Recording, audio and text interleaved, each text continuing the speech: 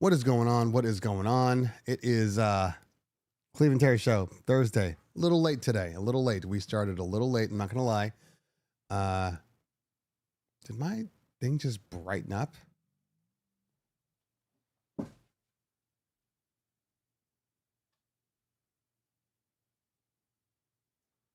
My ISO changing.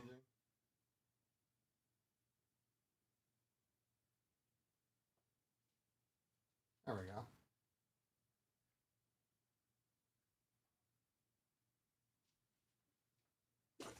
All right, let's try that again. Let's see if my ISO changes. Okay. Somebody's going to say, it's too dark. It's too dark. Turn it up. I can barely see you. You guys let me know in the chat. And I may or may not listen to you because you guys screwed up my Rain 1 MK2 video with your it's too dark in here. I'm not going to forget that. You screwed that up. Anyway, yeah, I'm trying to figure out what's going on with this right now. I did some changes to my camera, I don't know, maybe, probably a while ago.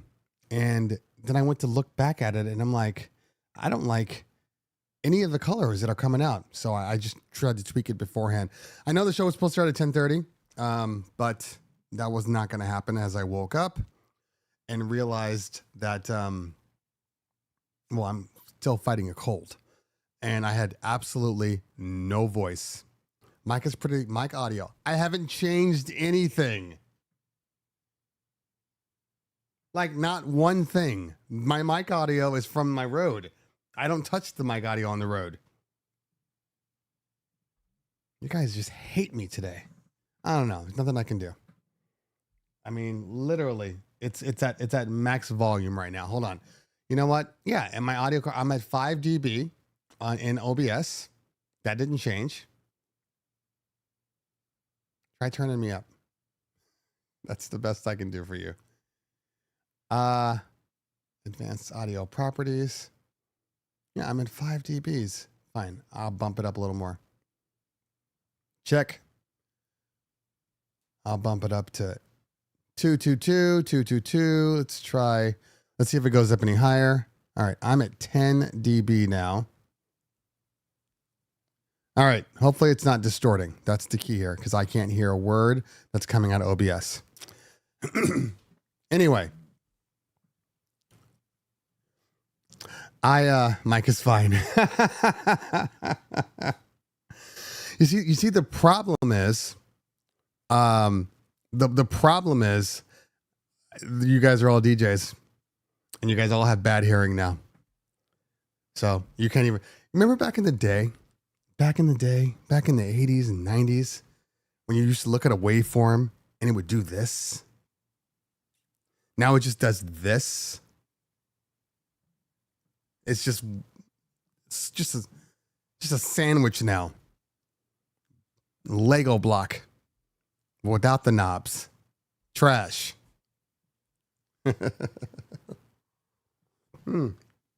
But as I said before, I'm fighting a cold. I have as you guys know, my daughter's bat mitzvah was this weekend, and it was insane across the board, not just the party, just insane across the board. I will tell you this right now. There will not be a gig log for a couple of reasons. One, because I started to kind of shoot the video and everything, and I put my DJI Osmo Pocket 3 on the side, hard platform, hard surface area. And I'm moving stuff around and everything. And my son comes up and goes, "Hey, your Osmo is on the floor." I said, "What do you mean? How could it be on the floor? It was literally on a hard surface, you know?" And then I go to turn the camera around and I saw the camera around and my screen was busted. So it's not completely busted because as you turn the screen on, you know, the camera does move around, but I can't see anything anymore. It's gone. So I have to I have to send it in.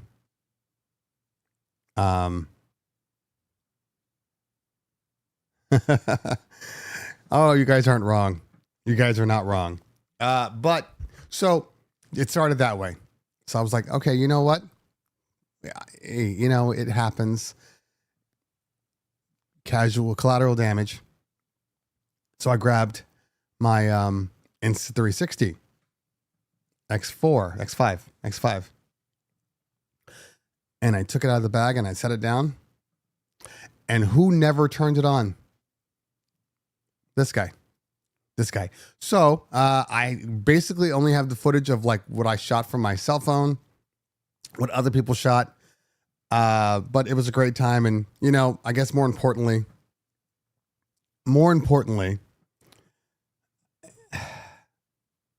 I was just in the moment. Okay. I think that's the key. I was just in the moment. And, I think a lot of times we forget about the moment. And it was nice being able to kind of see other videos that people took of the moment, and their experience with it. Because obviously when you're in it, you're not thinking about anything. I mean, I spent the first, so just so you guys know, just kind of a breakdown of how it works. So on Friday,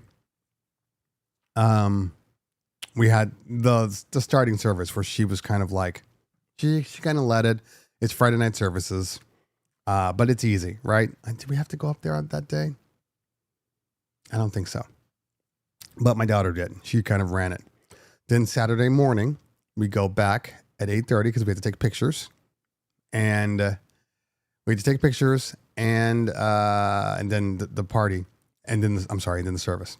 Now, mind you, the entire 3 weeks before that, I have been literally nonstop, right? Working on video montages, still talking to clients and trying to get all that stuff done, working out all the vendors for the event, working with the party planner. It was a lot. So after Saturday morning, I hadn't even written a speech. Like I was so behind. I hadn't written a speech for the service. And then, I just started like outlining it a little bit, and I just did it off the dome, like a freestyle. I did a good job. I was so tired. I think I went to bed at about 3 a.m, and then I had to be up at about 8 a.m. and get into my monkey suit. Saturday night, I was still working on the montage because they kept sending me pictures over and over again.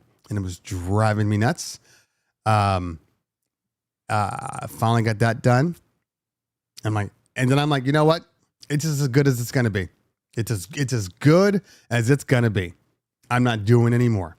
So if there's some mistakes, if there's some doubling of pictures, I do not care anymore because I just want to be done. Because I had to be up at, 10 o'clock to start preparing for the party. Now, this venue, which is called Wood Ranch Golf Club, is in my city. And they've already given me shit. I had my son's bar mitzvah there in 2018 or 19. And it was cakewalk. Now, we didn't bring in 20% of the stuff we brought in this time. But it was a cakewalk. The lady that was there was easy. She took care of everything, and not took care of everything, but like she let me just do what I needed to do. So it was nice. She left. New girl comes in, and right off the bat, I'm like, you don't know anything about what we're talking about. You have no idea what I'm about to do to your venue. You have no idea. And I'm like, I need to get in early. I got pipe and drape coming. They need to be here. Can they be here the day before? Can they be here in the morning?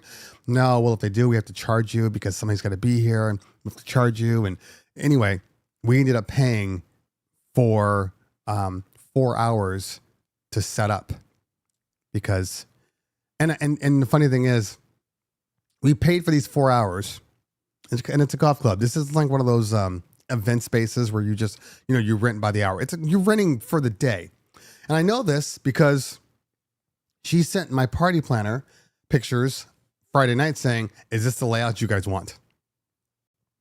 So there were no other things going on Saturday. We were the only event, but yet she still charged me.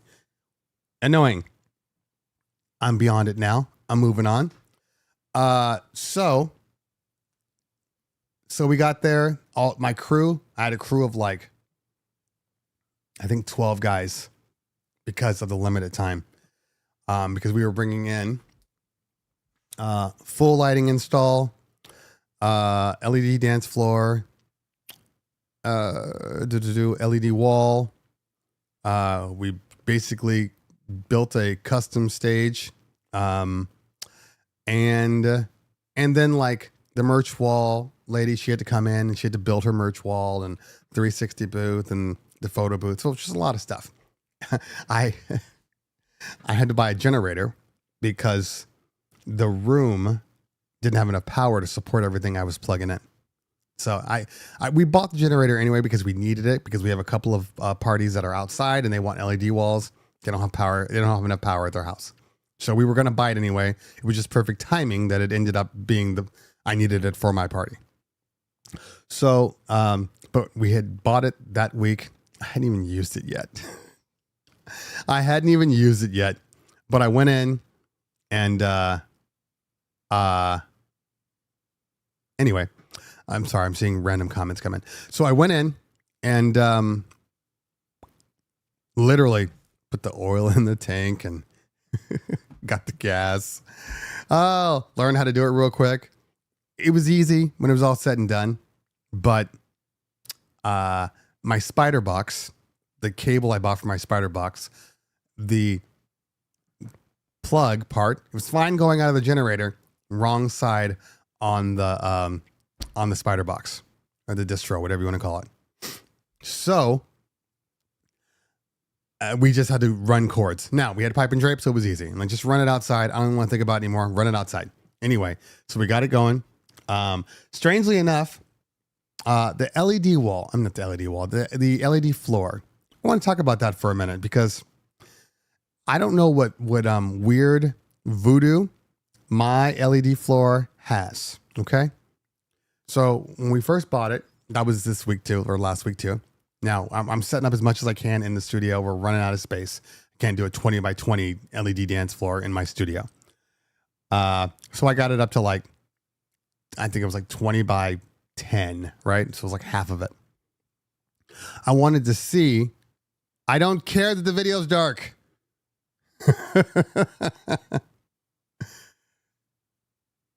Christ. And it's not dark. It's mood. It's mood lighting. It's ambiance. What are you trying to see of me anyway? Trying to see my pores? Anyway, so I set up half the wall, half the floor. And then I went to check my power draw because I got power meters, right? And I wanted to see, because, you know, there's always these people that are like, you can run it off of one plug, off of two plugs, blah, blah, blah, blah, right? I'm like, the 20 by 20 dance floor. So I had an event, I don't know, 3 or 4 months ago out in the Bay. We brought in the LED wall. They brought in the floor. The floor knocked the wall out because it knocked where we were plugged in at. Anyway, long story short, now I'm all gun shy. I'm like, well, geez, I don't want that to happen on my party. So I run a power draw just to see. Essentially, it's like 1 amp per square. All right. So a 20 by 20 dance floor is 12 up, 12 down, or 12 to the side. So it's 144 amps.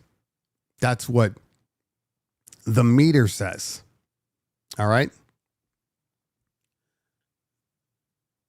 But it was weird because the meter said that on the draw. It's LED. So that doesn't make sense, right? It doesn't make sense.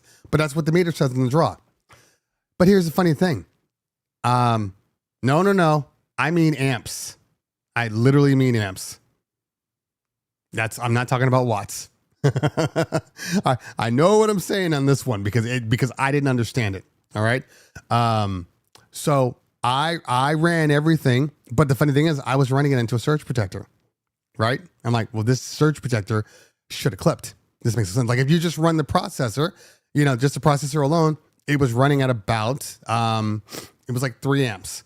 And then when you plugged in the first 2 squares, because there's 2 squares per panel, all of a sudden it was like 5 amps. So I was like, okay, whatever. And then I was like, well, hopefully it's just like 6 or 7 amps for the entire thing. But every time I added a square, it went up. The draw went up, the draw went up, draw went up. Okay, fast forward. Fast forward. It's plugged in to one surge protector. And I'm like, okay, why isn't it's not popping? It's on one surge protector. That doesn't make any sense. The wall takes 5 to 6 circuits. So why in the world is some LED strips that are just around the square pulling so much power? Anyway, so we get to the thing. I'm assuming I got to run at least a few dedicated circuits, right? We're running everything. The whole floor goes up. The wall goes up. We're plugged in to literally one plug. One plug. All 6. Yeah, because there's 6 panels. Yeah, because there's 2 per power. So there's 6 of them. They're all going into one surge protector. And then I said, and it was on. Lights were on. Everything was on. All the power was on. Speakers were on. I'm like, you know what? Leave it. Let's see what happens. I said, just find me another circuit in the event that we have to bump this thing. Okay. The circuit was a 20 amp circuit. Never shut off. Never shut off. Not one time. Not one issue. So I don't know what voodoo is happening there. But I'm happy to know I can run it off 1. I'll probably run it off 2 because that scares me a little bit. If this were somebody else's party and we brought the floor in, I would absolutely at least run it on 2 circuits. Absolutely. But it was mine. And I'm like, basically my party was the, you know what? Let's test and see party. We had a ton of things. We did a custom floor, custom stage. So we took our old like 4x4 stages. I checked my meter a shit ton of times, Pablo. Seriously. A shit ton of times. And then I was like, okay, maybe the meter's broken. So I plugged it into something else that I already knew. The numbers were correct. So it didn't make any sense. It did not make any sense. At all. At all. So, so we had a stage covering that we would do like on the fly. And I'm like, we'll test it on our party. So we were doing a lot of testing, but that's why it's my party. I'm not the one who's going to be like, give me my money back. I don't care, so it was perfect. Everything worked out. And in all honesty, well, because those things are not that big of a deal. If the floor went out, you could just literally, it can be an inrush surge currents. I mean, it's possible. I mean, it could have been a lot of things. But it was very strange. So I just let it go. So, there were some things that have been plaguing us throughout the year, especially with lighting, because we use battery powered lights, and like our table spots are battery powered, our washers are battery powered, uplights are battery powered, because we can avoid having to deal with power issues in venues. But we've had a couple of times where our table spots were dying too early, the washers were dying too early, and some of our old uplights were having problems. I don't know what it was. Somebody was on my side. Because the lights went on at 5:00. All of them. And they were all on till midnight because we went overtime because the party was going so good. So I was like, oh, okay. So it's not the lights. It's our process. Anyway. So, we had the best time. It was great. Honestly, we had the best time. More importantly, my daughter had the best time. So there's a couple of things that you want as a parent. Hold on, where we at? 125. Let's do 150. All right. How's the size going? All right. There's a couple of things that you want as a parent. You want your kids to be happy, but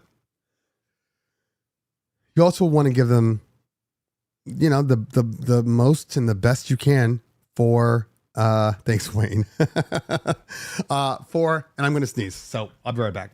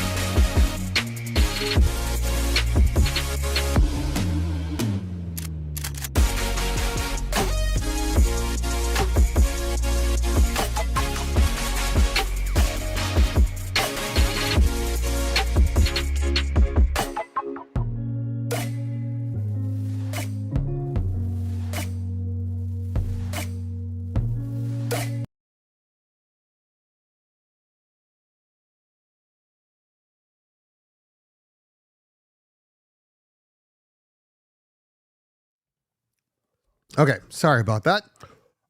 So take it back. About a year ago. Actually, 2 years ago, we had a friend or friends that are party planners. We work with them all the time, and my daughter was at a new dance studio where the girl, her daughter, happened to be at also. So we're friends, working relationship, business relationship, etc. We are, she's like, oh, I want you to, we were already going to do her party. Okay. Just from a business perspective, she was going to hire us regardless. So I shot some video there. Anyway, to make a long story short, she was like, hey, I want your whole family to come, because we're now at the same dance studio, so it makes sense. My daughter was like, I want to go to Alani, for a week. And I'm like, okay, yeah, that works. We can do that. No bat mitzvah. We'll just do the bat mitzvah and then literally get on a plane and then go to Alani. Like, I like that. That's good. So then we go to this party. And she had been to several parties, right? This wasn't her first mitzvah. So we go to this party, and within 20 minutes, she was like, oh my God, this is what I want. This is what I want for my bat mitzvah. And I said, oh shit. Because I already knew that buy-in for that nightclub was 50 grand. So I'm like, well, we're not doing it at a nightclub. You're high. But we'll figure it out. So, so then fast forward to all the things we're going through, hitting all the venues and stuff. She didn't like this one. She didn't like that one, blah, blah, blah. So we're at the party, and she walks in, and like legitimately her face lit up, just lit up. She was so happy. And then all of her friends were there. It was just, I saw her the entire time. She did not stop smiling one time the entire time. She was so happy. And that's all you wanted to do. All I wanted to do was kind of simulate or emulate that vibe for her on the party. And she got everything she wanted. And so I'm a good dad. Legitimately, I was like 3 more oh my gods away from like crying. Every 30 minutes, somebody come up to me like, oh my God, this is amazing. Your daughter, she's so happy. And I'm like, oh my God, please stop. Please stop. I'm about to cry. Please stop. And I'm not a crier. Okay. But like, the entire time, the energy that was expelled just day in and day out. And finally you get to, the actual party, and you've done all this stuff. You've worked all the way up until like that moment, like legitimately, like the cocktail hour was at 6:00. At 5:59, I was like, oh shit, I got to go home and shower real quick. So I didn't even get back until like 6:25. Fortunately, the venue was literally 3 minutes away from my house.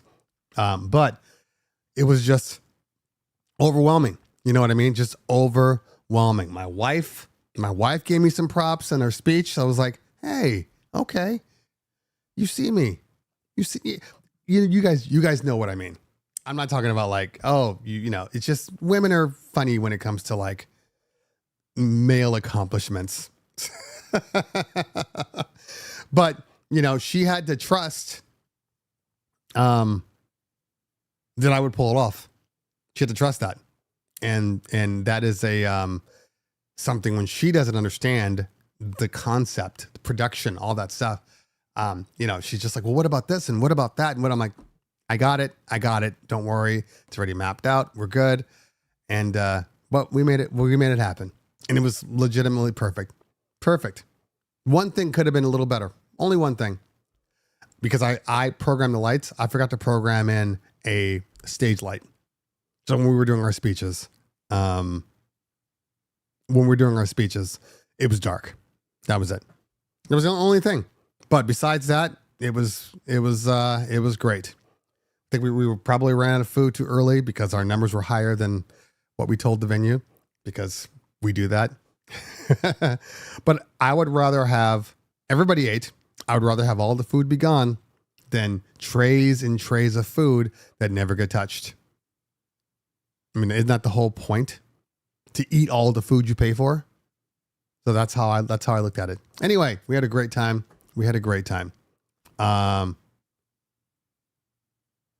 Okay, so no, Don Rafa, it never happens. It was just we were fortunate. Like, it was easy. Okay. Well,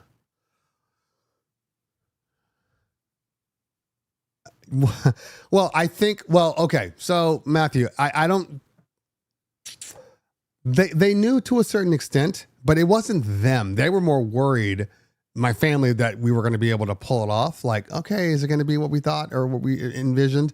But everybody else was like, oh, well, your dad's Check One Two, owner of Check One Two. It's going to be amazing, right? I'm excited to see how amazing it is.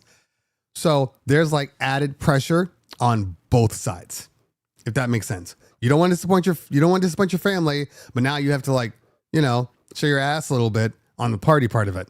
And my DJs, we had multiple DJs, we had multiple MCs, the dancers, everybody was like there to support and celebrate. Like, I couldn't have asked for a better team. I honestly, I could not have asked for any single one person be better. That's how good they were. Any invited clients? Hell no. I mean, don't get me wrong. We had clients that were there because a lot of people I know book us. So they were there, but I didn't invite clients, like just random people. Any celebrities? Yes, there were some celebrities, but we don't have to go there. We can just leave it alone. It's always funny though, because even at our last one, we had celebrities at our last one. We're not rich. We just happen to know some celebrities. Like, I wish I could tell you more. We just know some celebrities, and it's not even me. It's not me. I don't pick out celebrities. It's my daughter. She has a way of just like latching on and befriending people and then being like, oh, look, so that, you drop off your kid at their house for like a play date and you're like, who lives here? And then you look at his picture, you're like, oh, okay. And then you become friends, and yeah, so we happen to know some people. And it was funny though, because I want to say half the dancers that were there, like the adult dancers, they're all literally working professionals. Like, you've seen them on like America's Got Talent and So You Think You Can Dance, and like all these people were there just supporting us, and it was very like I said, it was very cool. But it's funny when you see like your regular friends that don't know, because I don't talk about it. It's not really anybody's business, so I don't talk about it. And then they like are sitting there, and then like somebody walks up and they're like, oh, is that? Yes, it is. Yes, it is. And people are just like so shocked. But everybody had a great time. And there was no bullshit. I'm not gonna dance. I'm not like everybody was dancing. And then the final hour, we went like 90s, 2000s hip hop and R&B for like the overtime hour. And all the adults were just having a good old time. It was much needed. It was a much needed event. Now I'm broke, but it was a much needed event. Anyway. Okay. Let's see here. A couple of things that we are not going to discuss, and that's anything related to any upcoming or not upcoming. I did not DJ John Rafa. Any upcoming products. You guys obviously know I have NDAs with pretty much all the major brands. So if there's something coming out or if there isn't something coming out, I cannot discuss. All right. We've said it. I did not DJ. I had my computer there in case, but I didn't need to. Like, I had DJs that were far better than me, all just hopping on. You get it? Like, they were all just like, oh, like even people I'd never even asked to get on. I look over and then, they're on the tables. I'm like, okay. I'm not mad at that. I'm not mad at that at all. So, but then, we had kids stay over that night because it was Sunday that night. Like I'm at Del Taco getting tacos and fries at literally 2 a.m. for a whole bunch of 13-year-olds. We'll talk about that, Biggie. And then Monday, I knew right when I woke up, I'm like, shit. And then by Tuesday, I was sick, but not terrible. Like it's not the end of the world sick. Like, cause I've been resting a lot. So I'm like, I'm actually on the tail end of it, even though I'm a little congested, but I'm on the tail end of it. Okay. So yeah, we had a 1 hour takedown. Thank you, Biggie. And, I will tell you this. So we were done at like 1 hour and like 15 minutes. And she was like, we're not going to charge you for that. Cause I'm like, you're not going to charge me. You've been charging me for everything else. She's like, nope. I usually give about a half hour after. Okay. The good news, the good news was, when we went overtime at 11, the pipe and drape guys showed up and they're like, hey, it's, like break it down. So they broke it down while we kept dancing. So all like the bigger things were broken down. So then by the time it was time to break down, it was easier. So it was all good. It was all good. I've done it. I've done it all. Everybody was happy. It was just a good party, Like I know good parties. We do them for a living. I know when I'm looking at a party going, this is amazing. And it was funny too, because yes, there were moments of the night where it was like a packed dance floor. Okay. But then there were also moments when it was half the people on the dance floor but they were having so much fun. Like it didn't even matter. You know what I mean? Like the only time we sat them down was for basically dinner and the montage and speeches. And she had everything. Like my daughter had the speeches, where she was, on stage and all her friends are talking to her and she comes down. Like she had the full, like expensive ass bat mitzvah celebration. She had it all. We brought the CO2. Oh, we brought the CO2, which I knew. I'm like, dude, and she was on there just like shooting it off, smile on her face, like this big, right? one of my guys was like, "Hey man, we got the cold sparklers here. We should put them in." I'm like, to be honest with you, I am worried about the power. Let's not jinx things. Everything's working. So he goes and gets one. He's like, "I'm just gonna test it." Anyway, so he puts the one up, turns it on. The one sparkler comes out on the side. I'm like, "Ugh, that looks terrible." And but it worked, right? And he's like, "I think I'm gonna do two." I'm like, "Do not do two." And then my partner's like, "Oh, let's see." The moment he plugged in the second one and turned it on, pew, all the power went out. But we got it up really quickly. Fortunately, the speakers were on different circuits. So the power took out one side of it. Well, because he was stupid and plugged into the DJ surge protector. Let's anyway. So then I grabbed my computer and plugged it in on the VJ side because I have a mixer for the montage, just for the montage. And I just popped it in, played a song. They got it back up. And I was like, I played the song for like 25 seconds. And then bam, bam, bam, out.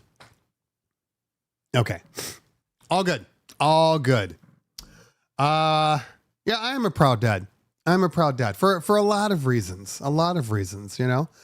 I'm happy to have been able to. Oh, then my son was like, what the fuck, Dad? He's 19 now. I didn't get any of this stuff. And I'm like, dude, I didn't own any of this stuff at your party. This all came after the pandemic. Like all of it. You know? Like before the pandemic,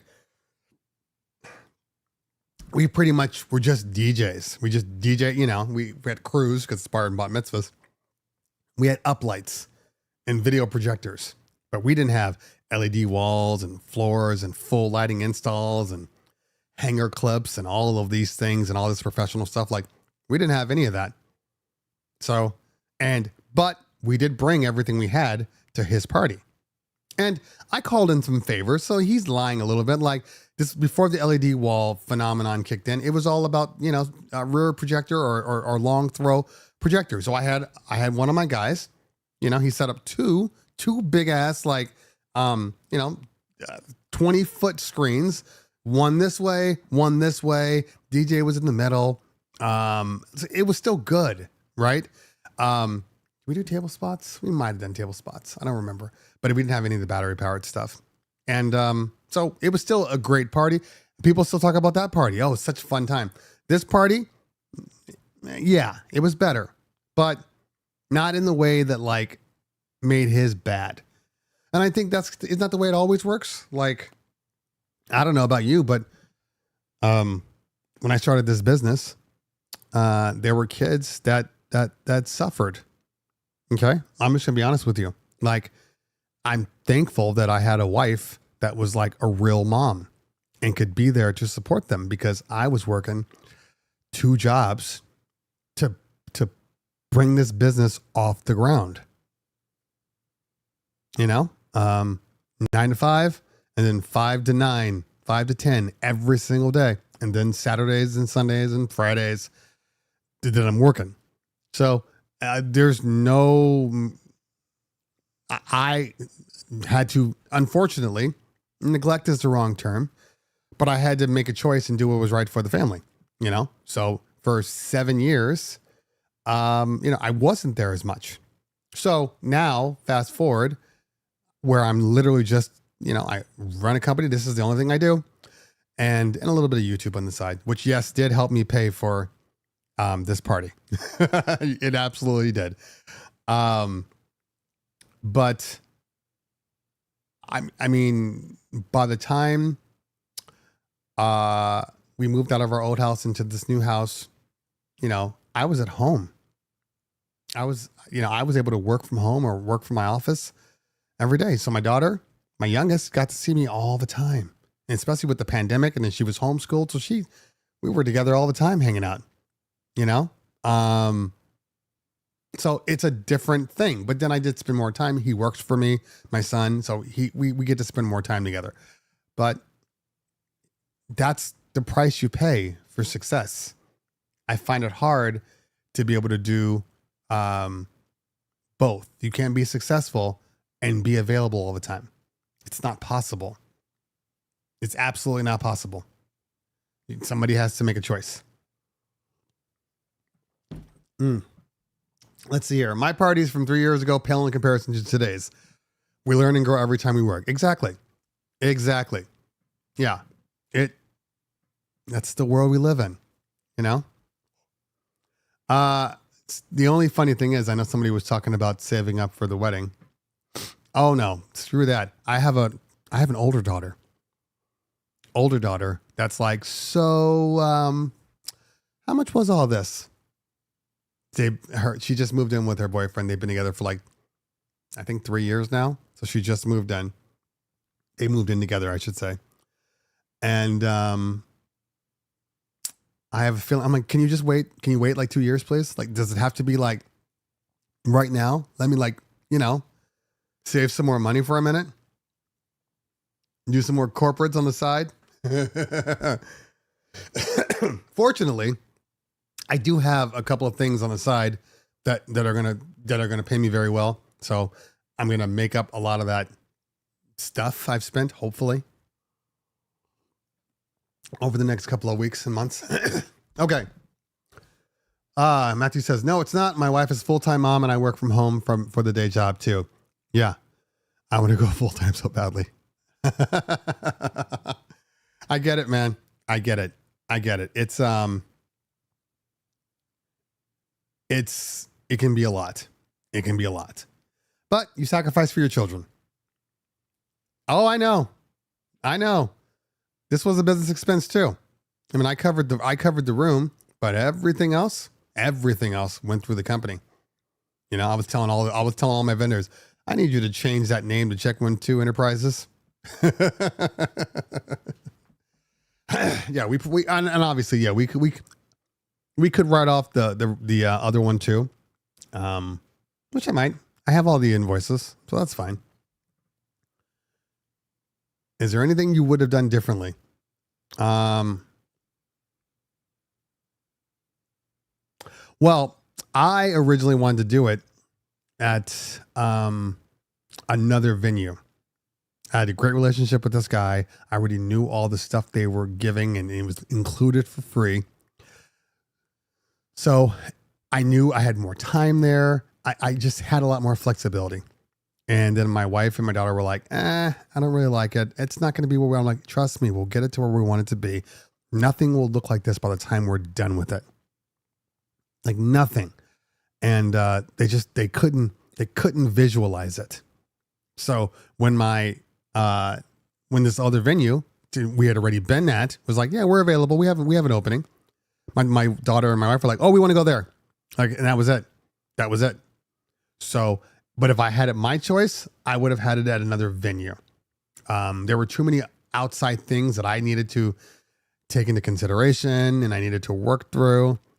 Like I said, bringing in a generator, like all these things that just adds more stress. But it's all good, if that makes any sense. Fortunately, my daughter's won't be as expensive because the room and stuff will always be the same, but, she won't be doing like LED walls and stuff like that. At least I don't think so. That's not really her style. And maybe she'll have less people than my popular ass 13-year-old. Okay, let's see here. Yeah, not spend too much money. My white 70s come tomorrow. Been waiting for them for months. I'm waiting for another pair of whites.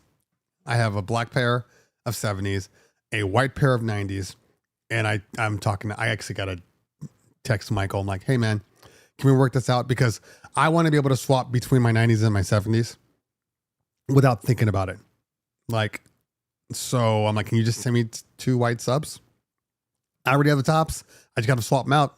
And he's like, yeah, I just got to remind him. Anyway, they're good speakers. They really are. Like I said, the one thing that I noticed is that they're good speakers until you hear the 90s and you're like, the 90s are really good, but the 70s are really good too. It's just I spent a great deal of time using the 90s like every single week. And so then when I plugged the 70s in, I was like, oh, that's right. They're not as good as the 90s, and they're not supposed to be. But they're good nonetheless. You'll have fun with them. Okay, let's see. Let me go back to see if there's any questions that I care to read about. He's not getting a G-Wagon Kahlo. You crazy. Crazy.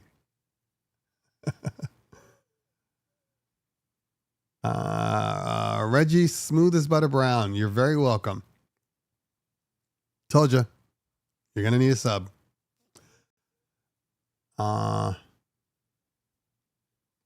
Yeah, this is bigger than you would ever know. Like legitimately. My wife is this person. Hold on. My wife is this person. She's like when I'm home and I'm doing all this stuff, she's like, yeah, okay. Yeah, whatever. When she's out with her friends, oh, my husband. Okay. But she never says it to me.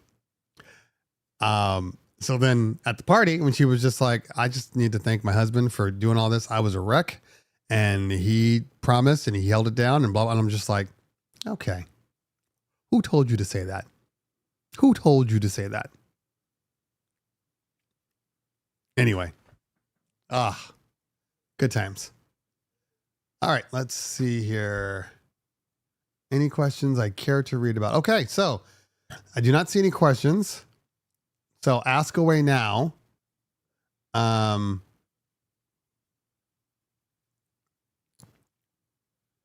are things looking with you? I mean, it's easy. I can get them anytime I want. I was trying to wait until after. The party to start working on that kind of stuff. So yeah, Hollywood DJ already said I can just come grab some. So we'll grab them. We'll test them because I do want to hear them. I really do want to hear how they sound. I mean, we actually have. Maybe we take them up to the bay for our wall install. Maybe we'll do it there. Okay, let's see here. I have not. Okay, so I've messed with the Serato beta. I haven't really used it though, because during the time of the Serato beta, this guy was coming out too, and the beta that they used had nothing to do with 4, so I had to use Serato for the time being. But it's like 3.3. Anyway, it's good. I mean, I have no issues with it. It's okay. Let me put it to you this way though. Here's the only problem with Serato beta. The file management system is considerably better. Okay. Everything else, nothing's changed. So my opinion on Serato 4.0 is it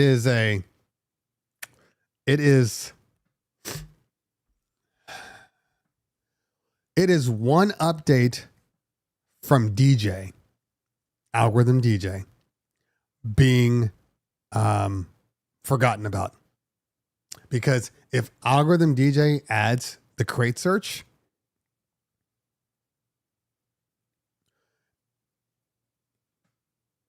you see what I'm saying? It's just, I'm concerned with Serato. And not because they don't have the skill sets or the potential. They do. But the speed at which they update is so slow that I just feel like a lot of these other companies are going to pass them by and they're not even going to know it. And there's no reason that they should. Serato should still be like one of the top. I mean, they are one of the top, but it's never right now. That's the problem. It's always like a couple of years from now, and all of a sudden, hey, not as many people are using Serato anymore. Everybody seems to be using DJ. Everybody's using DJ and Rekordbox for their USB sticks. Like I could absolutely see that coming. Absolutely. All right.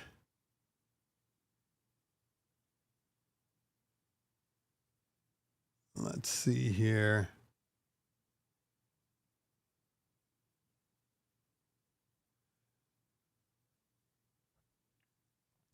Um, yeah, so I agree with you on that one. I don't know about 15 to 20. That seems excessive to me. But the one thing I will say is compared to the 50s, which is the ones I first heard, the 70s and the 90s are absolutely closer as far as their throw is concerned. Getting optimum sound. You can stand, 5 feet away and be like, okay, I feel this. So I get both sides of it. I thought the 50s, they were throwing stuff back. They were like 30 feet back in order to optimize the center of the dance floor. I'm like, well, this is dumb, which is why I just never loved the 50s. Never, ever, ever. But there's nothing wrong with the 50s. I just didn't really love the sound coming out of them. I have not updated my WMX. I got to back up everything first. And I could have absolutely used those pages. I'm running out of pages. Okay.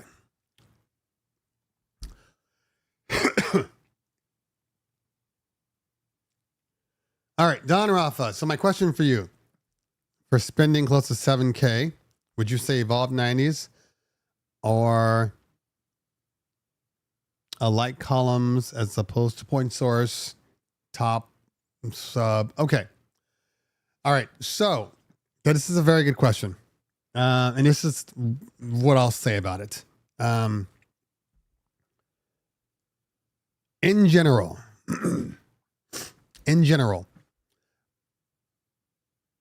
point sources are better in general across the board. Okay. Especially when you're starting to pay, top dollar. You're going to get more for your money with the point source.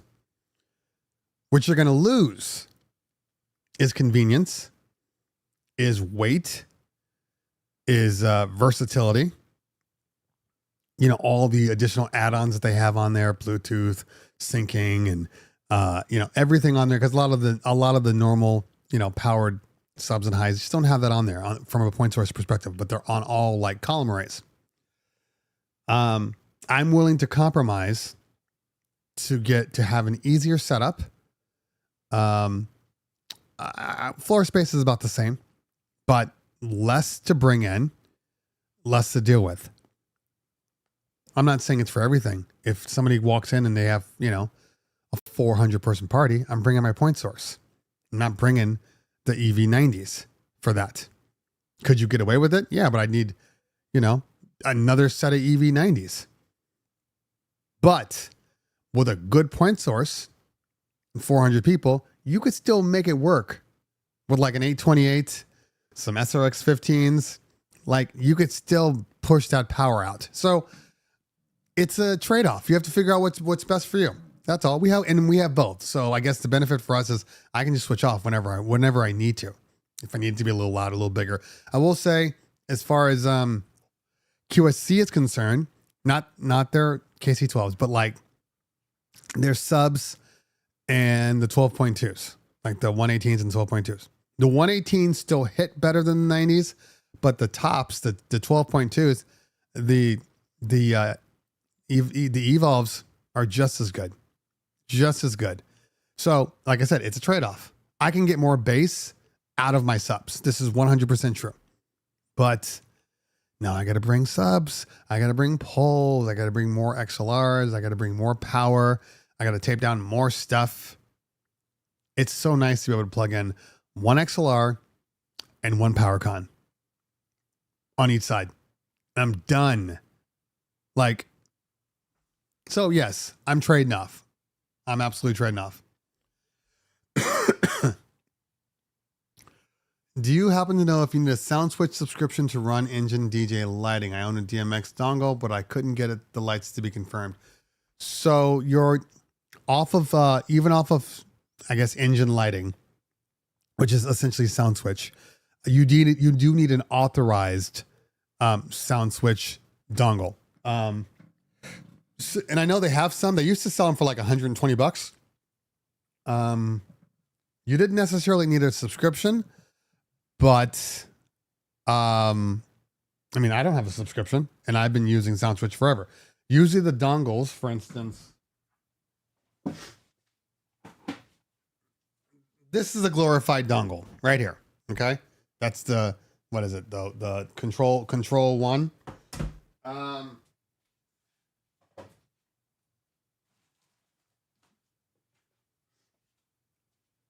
This is another dongle. This was the first one they ever made. Okay. You don't need to have it. If you have those, it's subscription free. But they do have subscription models where I think they'll like give you a dongle. I don't know that the whole thing. To be honest with you, I don't really use SoundSwitch anymore. It's a good program, but I just prefer the WMX. So we'll see.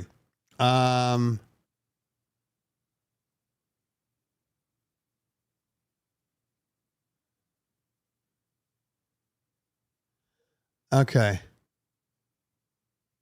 You get the most out of RCF speakers when running through an external mixer or driver rack. That sounds terrible to me. Not that I run stuff through mixers. I know that you can tweak it a little more with the mixer, but I've never been like, ooh, you know what? These speakers sound like shit. I should bring a mixer in, unless I was using passive speakers. So I'm just, that's too bad. That's too bad. I bet more people still use Serato. I never said they didn't. Like not one time. It's not, I said, if not about now, it's about later. People will continue to test new products if they're not getting what they need out of it. And then sooner or later, all of a sudden, they're no longer using Serato. That's all I'm saying. Mixmaster G in the building. This is true. This is true. This is also true. Turn into the BlackBerry of DJ software. Not fast. Not fast. You guys, please remember this. I mean, Serato's been around since what, like 2008, 2009? And they were pretty much the only game in town. Yes, I know, Tractor. I know. But they were pretty much, they're the ones that brought all the turntable DJs back. But over time, people want more. This new generation of children, of kids, want more. I tell you, I was at where was I at? I was somewhere, I can't remember right now. But I asked all of these like college kids, hey guys, what software are you guys using for your DJing? 98% said Rekordbox.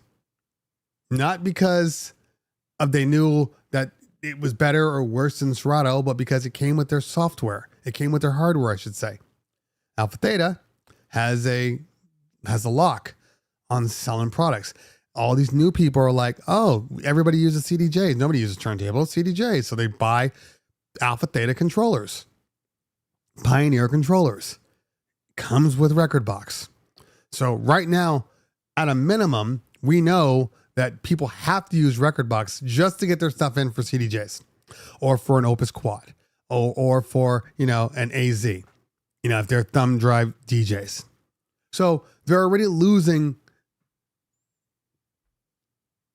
to Rekordbox because of that, because Serato won't come out with an export that will export to CDJs. Okay? So they already made that choice. Fine. It's their choice. Their business. They do whatever they need to do. That doesn't mean that over time, that's not going to cost them in people. Okay? You start using something, if, for instance, if InMusic decided to make a like Pro, not like a Prime 4, but like one of these, okay? But sorry, my fan on my ATEM is acting crazy. Anyway, if they decided to make one of these, right? But make it an all-in-one. Make it an all-in-one. And then people start using the all-in-one and realizing how convenient it is to have all your music. And then they already have the technologies allowing you to pull your files over right from your computer. Like your computer can sit over there and you can just DJ without your computer being in front of you and make it an all-in-one. You're going to see people starting to dabble more into it. I was backing up and I was having my backup as my all-in-one, but now my backup is my Serato computer. And I just use everything in the all-in-one. If something goes wrong, I break out the Serato computer. Sorry, I don't know if you can hear that hum, but it's driving me nuts. So I'll finish my statement, then we'll go to commercial. So I'm not saying that Serato is going to die. There's always going to be, there's people that still use 2012 MacBook Pros. Okay. So we know that there are going to be some people that are going to stick with Serato to the very end.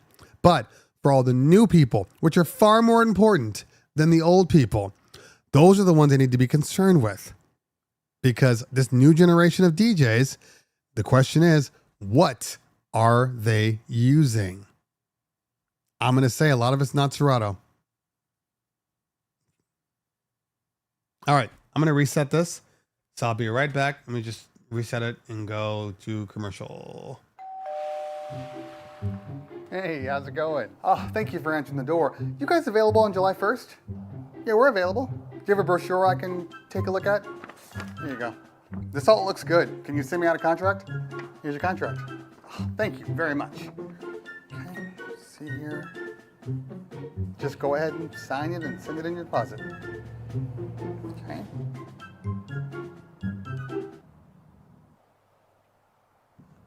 Are you gonna sign it?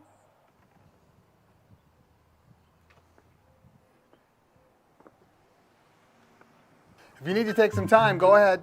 Just send it in when you're ready. All right, thank you. Hey, sorry I took a little while, but I'm finally ready to sign the contract. So if you can just send me. Yeah, we are no longer available for that date. You're not available? Sorry. Well, can you recommend another DJ? Okay. Noise gone. Noise gone. I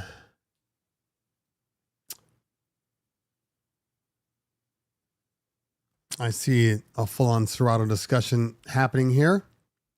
DJ Mac Attack says Serato tried to sell themselves, so they aren't exactly thriving. So here's the thing about that sale, or about any sale. Okay, not all sales are because you're not profitable.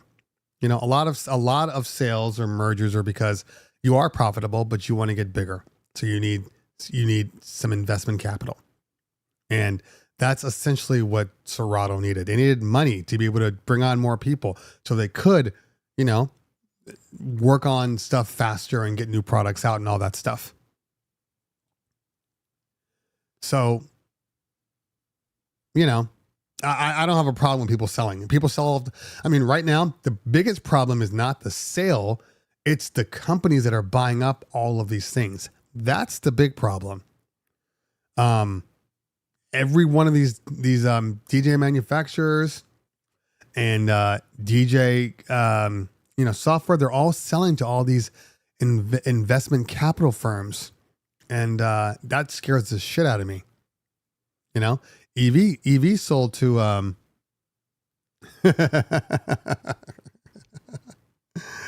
I love Matt. He's a great guy.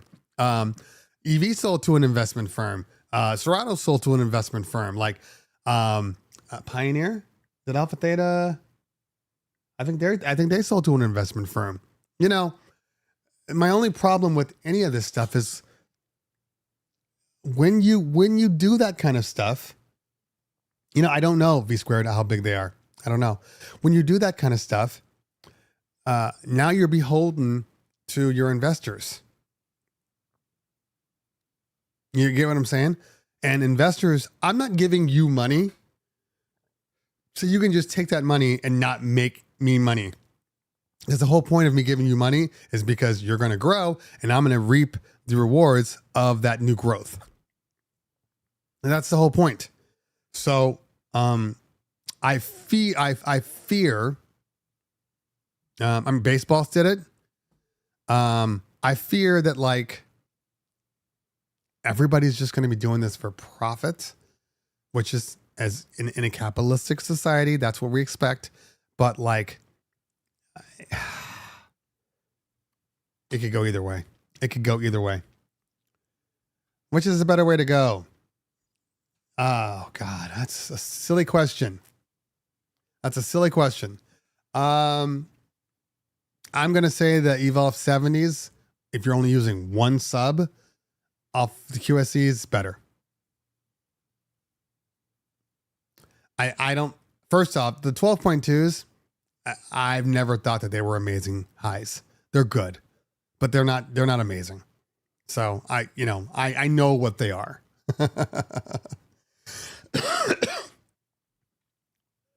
Okay, let's see here. All right.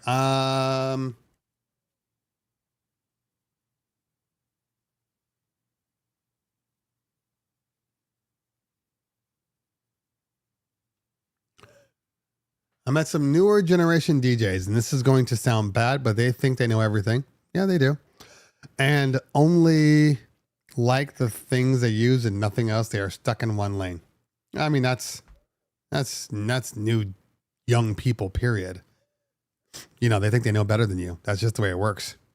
You know, and then they learn that it's all a big circle. It's all a big circle. Just different variations of the same circle. I changed my stance on the Rev 10. It needs to be a Rev 12 for a DMC style battle training. If you don't go out and get yourself some turntables and an S11 and be quiet, you are legitimately describing 2 turntables and a mixer. So get 2 turntables and a mixer. I'll get you some epoxy. We'll glue them bitches together. Okay? That's what I can do for you. We're going to glue them bitches together.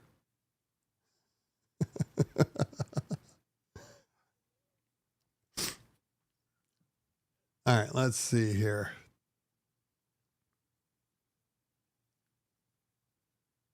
All right.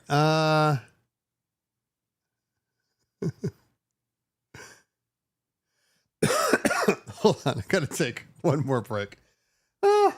I'm starting to congest.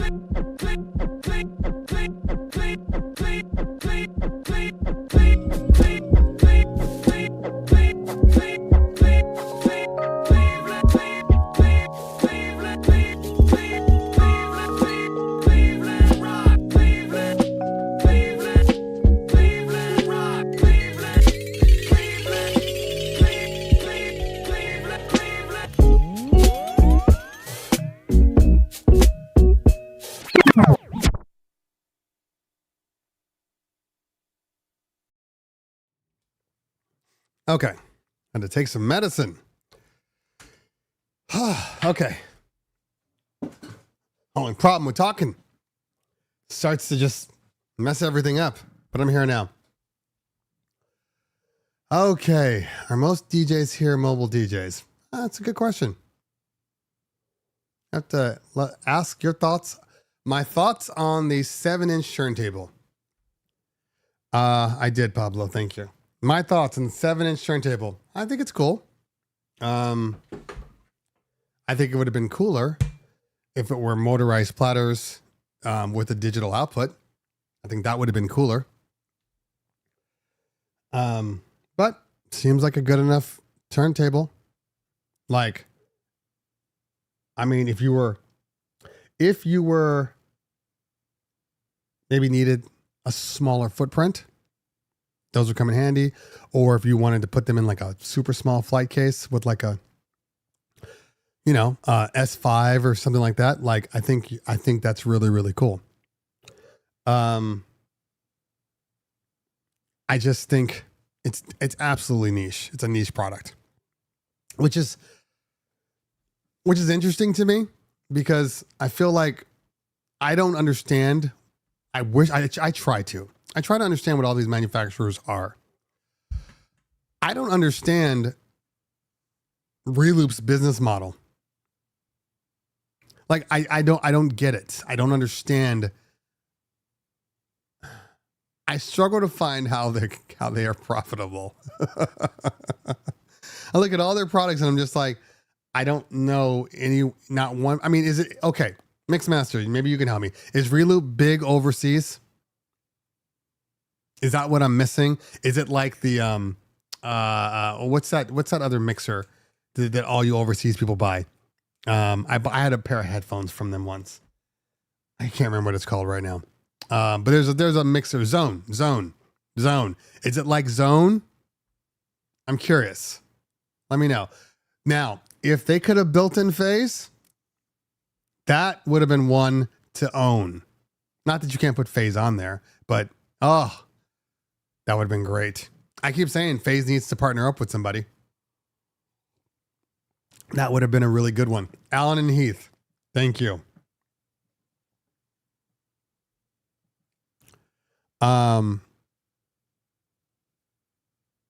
Yeah, but Rain 7s wouldn't have phase because they would just say, we already have the controller inside.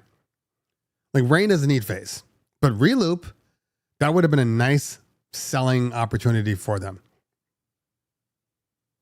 I just don't understand their business model. I don't. Reloop is a house manufacturer of one of the big German music retailers, so they have a built-in customer base. I gotcha. See, that makes more sense. And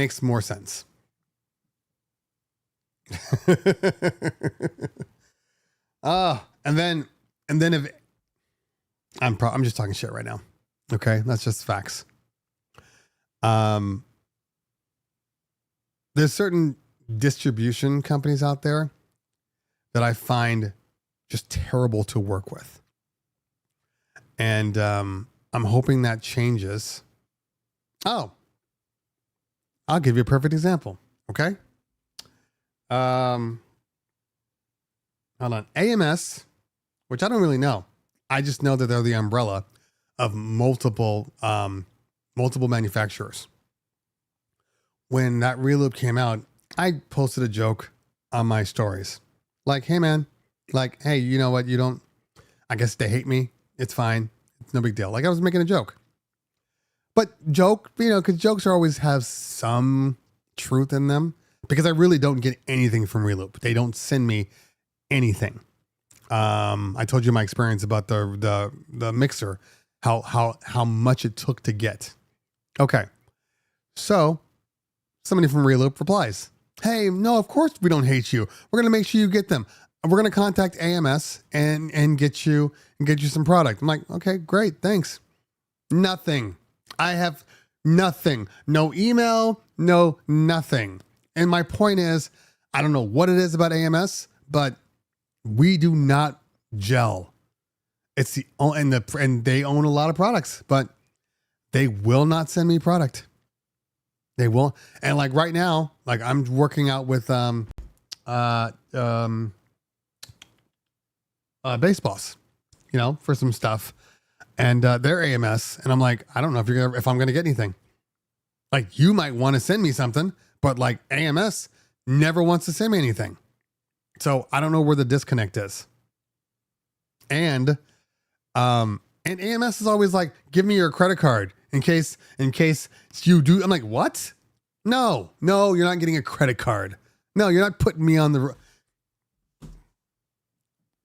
I don't flex. Okay. I don't flex. However, if you ask me for a credit card, you can kick rocks. I think I've earned that part.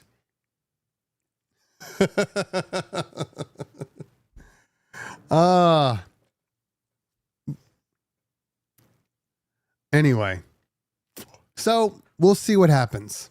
We'll see what happens. Isn't Hercules under AMS too now? Okay, let's see here. San Diego has a lot of good DJs. Let me do some research for you. Let you know. You know who DJ Spiders in San Diego a lot. But I'll get back to you on that. Yeah. Yeah. I'm just like, no. I'm literally good or bad review. You're getting free advertising. Good or bad review. Because I can say something. I can talk the most shit about something, and there'll still be people like, I heard you, but I want it anyway. You know what I mean? And I get it. Some people just, they buy because they buy what, oh, it looks cool, I'm going to buy it. But like for me in general, you don't get access to all of my DJs, but yet you think you're doing me a favor. Opinions on Bass Boss? Easy. Bass Boss speakers hit. They're some of the most impressive subs I've ever seen. Okay? Their highs? Not so sure about. I did not love their highs whatsoever, but the bass is dumb good. Just dumb good. Like, they're the only subs out there where whichever size sub you buy, you're getting what everybody else would equate to the next size up. So if you buy a 12-inch Bass Boss, it feels like you're buying a 15-inch sub. And if you buy a 15, feels like you're buying an 18. And they're the only sub companies that I've ever seen do that. I mean, it's literally in the name. I don't like the highs either. Hey guys, just so we're clear, I don't like the highs because they don't all sound good. Like, if you want me to like the highs, make better highs. And I'm not talking about once you've EQ'd them and mastered them, and I'm talking about just plug them in. What do they sound like? RCFs sound terrible. They sound terrible until you tweak them. Sorry, that's just my opinion. Just an opinion. Now, the newer, the ones that I'm trying to review, those actually sounded quite impressive. Those are quite impressive. But in general, you know, there's a lot of highs that I don't like. And bass excuse me, Bass Boss's highs are super sterile, in my opinion. Super sterile. And I know what they're doing.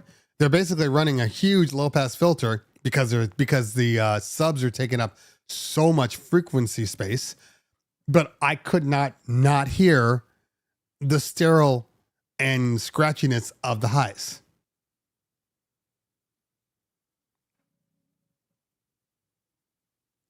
It absolutely boils down to preference. It does. But I will tell you this. I have very sensitive ears. Okay. If I'm using a speaker and they're irritating to me, I know for a fact that your party is going to get ear fatigue unless you EQ the hell out of those set speakers. And I'm not trying to have ear fatigue. Ear fatigue pushes people off the dance floor. They don't know why they're leaving the dance floor, but they're like, I think I want to go. All right. That's the key. I mean, I don't know. I'm never going to say that a super scratchy high is going to work in one place and not in another. I think if it's a super scratchy high, it's going to be a super scratchy high wherever you take it. Now, if you're running lower levels, I'm sure it's fine.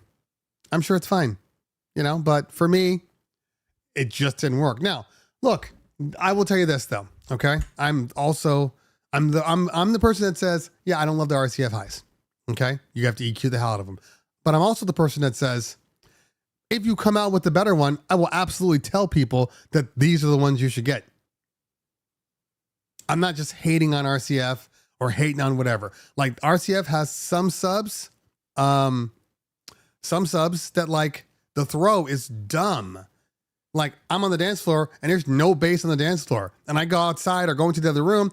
All of a sudden I hear all the bass. Like, how did you get here? Like, that doesn't make any sense. So anyway, teach their own. People will tell me, which is, I love to hear, what do you mean you think you don't like the way they sound? They're so crisp. I think you don't know what that word means.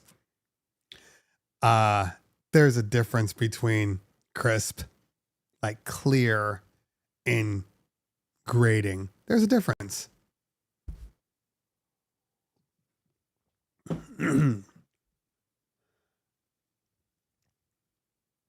All right. How do you EQ a speaker?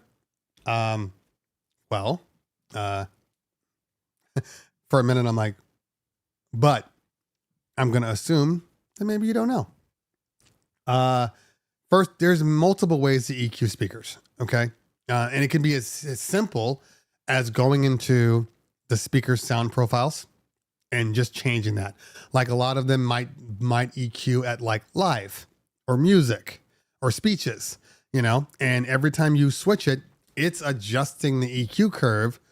And like you're doing speeches, it's going to take out the bass in the bottom end. It's going to, you know, up the frequencies in the mids and the highs. But from a dance perspective, that's going to get grating. So a lot of them will have like a music profile, and that music profile is going to take a little off the top of the high end. It's going to add a little more roll on the low end, you know, and maybe bring up the mids, you know, a little bit. So that's kind of standard stuff, right? But then you can also go in there and EQ them to your hearts. Most of them have like at least a, you know, 3 to 7 band EQ that you can get in there and tweak. Now, you should know how to tweak them, or else it's going to end up sounding like crap, you know, but there's tons of ways. If you got good ears, you should be able to do it. Now that's the one way. You can go through your speaker, but you can also go through your standard, you know, controller. Your controller has, I'm trying not to break anything, has a 3-band EQ, you know, low, medium, high. You can roll off. You can add some mid if you need to. You can add some bass or drop some bass out. You know, you can do that and then just leave them there, which is harder because as a DJ, you're always kind of messing with the knobs. So then you should go with the mixer. Just a standard mixer. And then you can tweak your sound and it'll just stay that way. All your volume, everything goes through your mixer. Anyway.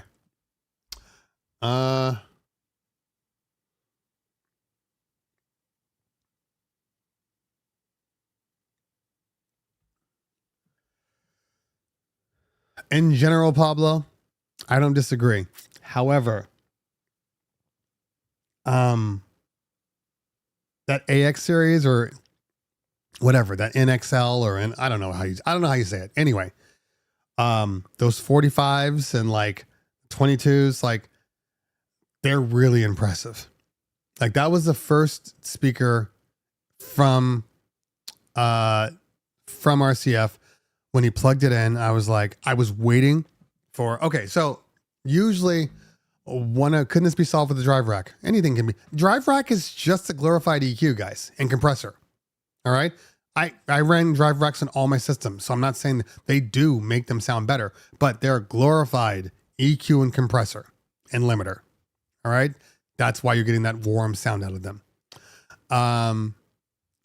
Okay. So, yeah, but those speakers are the first ones. There's a point when you get to a volume level of any speaker where it's like right before distortion. Okay. And you can start to hear that where that ear fatigue is starting to really kick in, and there's like a compression happening, but it hasn't distorted yet. The RCFs, whatever, those NXLs, 45s, It's the first time that they pushed those things, and I was waiting to hear that part, and I didn't hear it. I've heard it on all the other ones, but I didn't hear it on those. I hear it on the 90s. I hear it on the 70s sometimes if you go too hard, and then I got to EQ them down. You know, when my party first started, they were running way too hot, and I brought it down. I'm like, hey man, I'm a guest here. Turn it down. I can't hear myself think. I didn't say that. Okay. All right.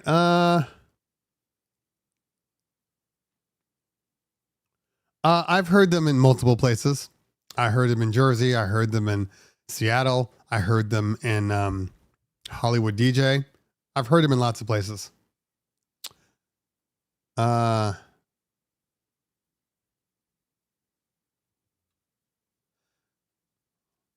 I have not even been on Instagram this morning.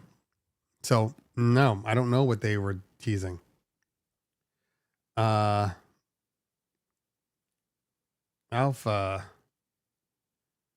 Theta. Let's check Pioneer DJ first. Last time they posted, they're still posting on there. Anyway, not on there. Okay. Alpha Theta Global. Let's see what we got.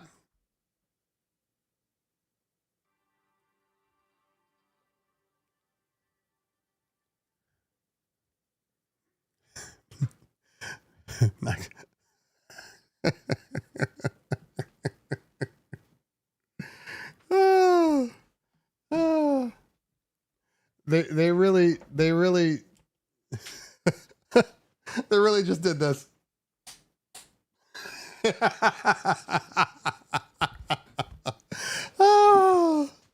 Oh man. Oh Lord. That's hilarious. Anyway, do you ever play in mono? Absolutely. I play mono most of the time. Mono is easier to, it's less to worry about. First off, in general, we're not playing stereophonic music. So there's no real point in playing stereo because all you're doing potentially is screwing up the sound for people on one side and the other. Okay. So I choose to run mono for that reason. That way everybody's getting the equal sound. You know, if I play like a Beatles track, a lot of their music was stereophonic sound, which meant the drums were on the left side and, you know, the guitar and bass were on the right side. And if you're on either one of those sides, you're getting kind of a screwed up sound. Okay. So I prefer to go mono. Also, another reason why mono works. If you play at a nightclub, pretty much all nightclubs, they're running mono out. So you might as well just send a mono signal. It doesn't serve you any purpose nowadays. Now, if I'm listening to it in my headphones and I want to hear, oh, I can hear the bird over here, and then I can hear, you know, the guitar, like that's cool. That's cool, but not as a DJ. As a DJ, we got to pull them together. So I just do mono. Yeah, exactly. Headphones, stereo, movie theaters, but not DJs. Now you got to combine in one cable. I mean, you kind of do anyway. You send two mono signals, you're effectively just doubling the audio.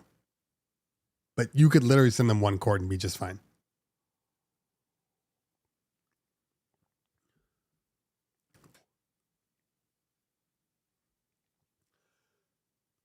I was emceeing at a dance competition and the DJ decided to set up his speakers in chain. Mix with the speaker through the speaker too. Yep, exactly. Yeah. True. All right. Quit playing. You know you were engineer on the new CDJs. If I was an engineer on the new CDJs, first of all, they would be the shittiest controller you'd ever see. Because, I mean, I've seen what goes into a lot of the stuff they do when they're making these products and they're writing the scripts and they're, writing the software for them, all the firmware stuff. It's dumb. It's dumb. It's amazing. Like what they do. Like, for instance, Mixmaster G&L. He's a perfect example. I would never want to do what he does, but I will be the first to be like, you're amazing for doing it, but no way. No way. Not on the Opus or AZ?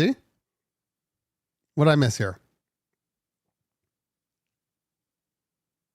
Well, none of them they're all stereo outputs, but hold on, but you can go digital too. There's a reason why, yeah. R&D is not cheap. Not cheap. All right. We got 20 minutes, peeps. 20 minutes, and then I'm out because I'm barely hanging on as it is. I sometimes run a pair of RCFs with my QSC 12.2s for outside events. When you hear them side by side, the QSC sounds so sad. Yeah. Philip Town in the building. What's going on? I don't disagree with you. I also don't really share in this. Well, these clearly sound better when you compare them side to side.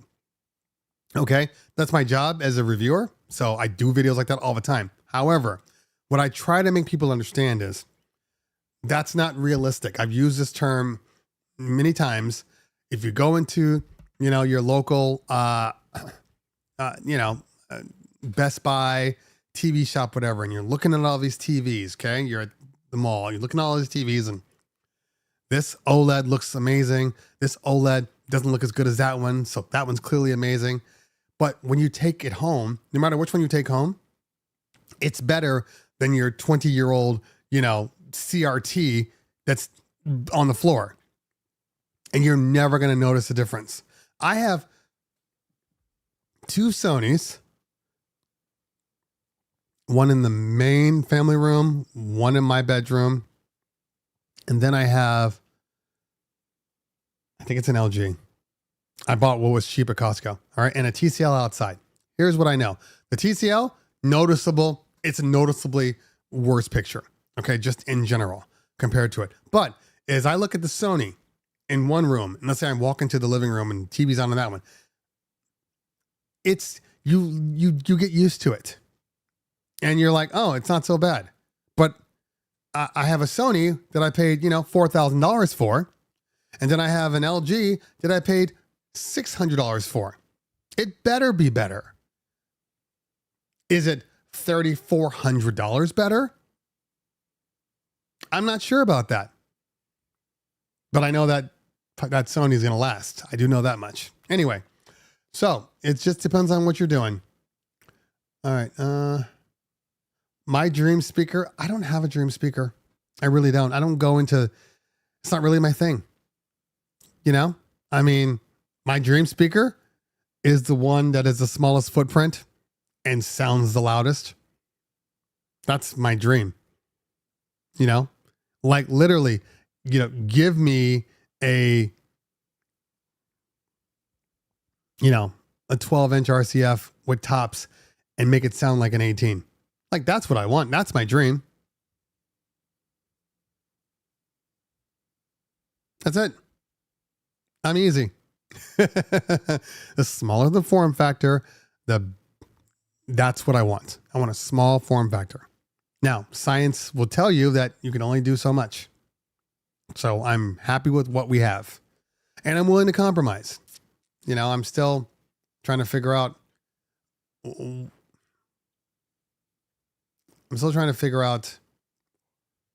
use my LDs for the small one. For any small parties, the 28 G3s are still my go-to. They're still my go-to. They still sound amazing. Anyway. Okay.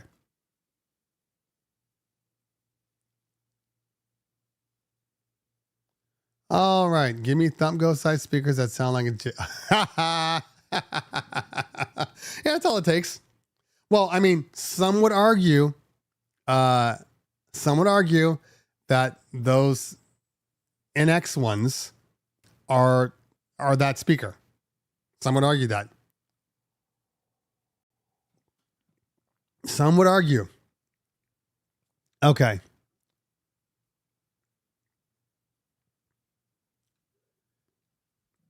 Everything felt so normal, as it should. It's a good controller. I have it in my furniture. Some people have been asking me if well, first off, people have been asking me, which one do you think is better? Like, that's not even the issue. Okay. But I think I'm going to swap it out. I think I'm going to put the Rain 1 in my furniture. And again, we're still talking the same thing. We're talking about a series of compromises. All right. The Performer is beautiful and it fills up that furniture as far as it can go. Like it has like an iPhone bezel now. It's super thin, but it's also affecting the stuff underneath it. I can't get to the stuff underneath it without like legitimately pulling the whole thing out and tweaking and everything. I would like to, have access to that stuff easier. I also don't have a lot of surface area because it takes up all of the surface area. So it'd be nice to be able to put, my controller, like my WMX, just on the furniture and have it sit there. That'd be great. And I don't need 4 channels. And it's heavy and big. So I'm thinking about swapping it out. Do you understand me if I say it's a really good 2-channel controller? I know exactly what you mean. I think most people are using the Rain Performer in 2-channel mode. That's why when people are like, it has to be 4 channels, I'm like, you don't even use 4 channels. So why? Make it make sense. The OLED screens. Yes. They are absolutely great. And I would hate seeing them go. But they also don't, the Performer at the current time doesn't have split pad modes. There's a lot of little things in here.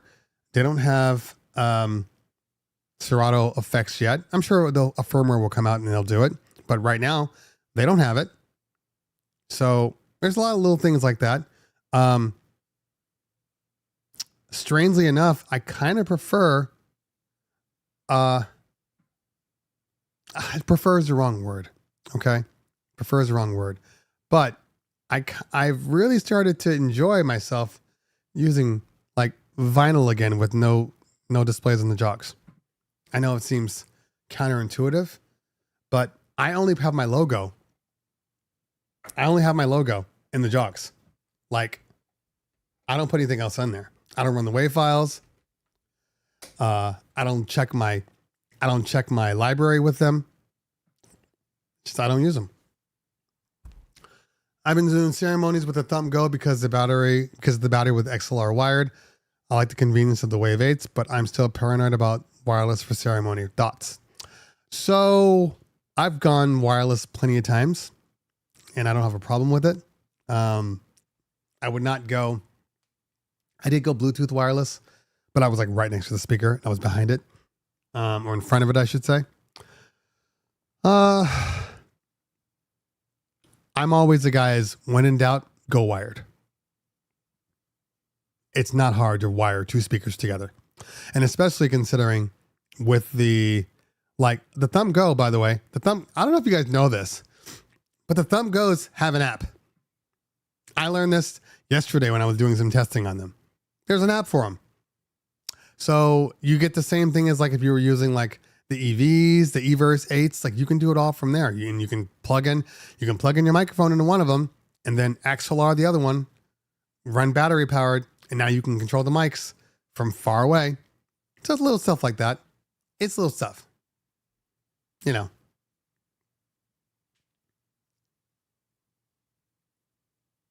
So Wave 8 is not Bluetooth. They're using a proprietary wireless protocol. So you should be okay with them. I love having 4 faders. That's what I really loved. Very natural feel of using 4 faders of stems. It's like using the crossfader times 2. This is all I will say about that. I'm so glad you like them, and to each their own. Because I rarely touch the 4th fader. That I rarely touch them at all. But to each their own.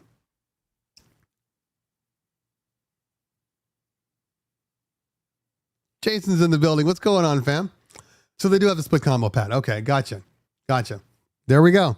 There's your answer. And like I said, you can't go wrong with either one of them. You cannot go wrong with either one of them.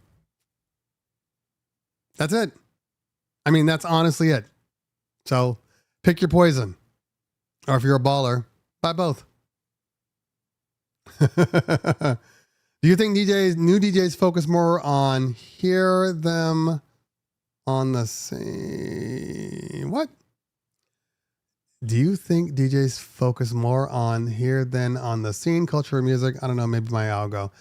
Do you write it again for me, Willie? I should. Used to use a 19-inch Newmark 8-channel, so I like the 4-channel. Look, again, there's nothing wrong with 4-channel. I personally just grew up on 2 turntables and a mixer. I was never a CDJ guy as far as like at the clubs. I never really used 900s. So 4 channels to me are just unnecessary. Now, not to say you can't take the time and really do some cool stuff with it. You absolutely can. But, I don't know. I just feel like sometimes I'm DJing an event and I'm like, I'm not using any of this extra stuff today. The Evers are already expensive. Okay.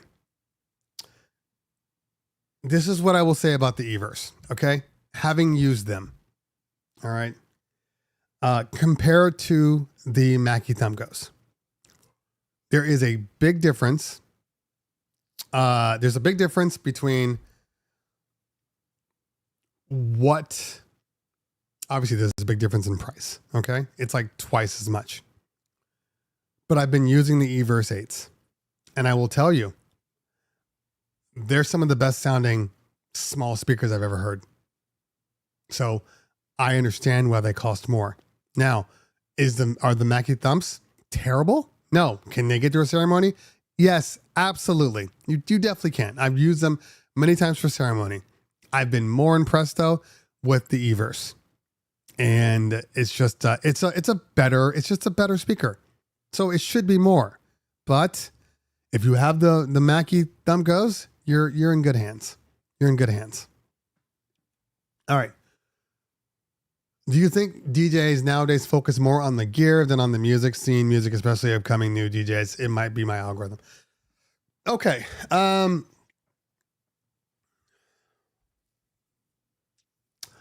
think that people in general focus on what they see, right?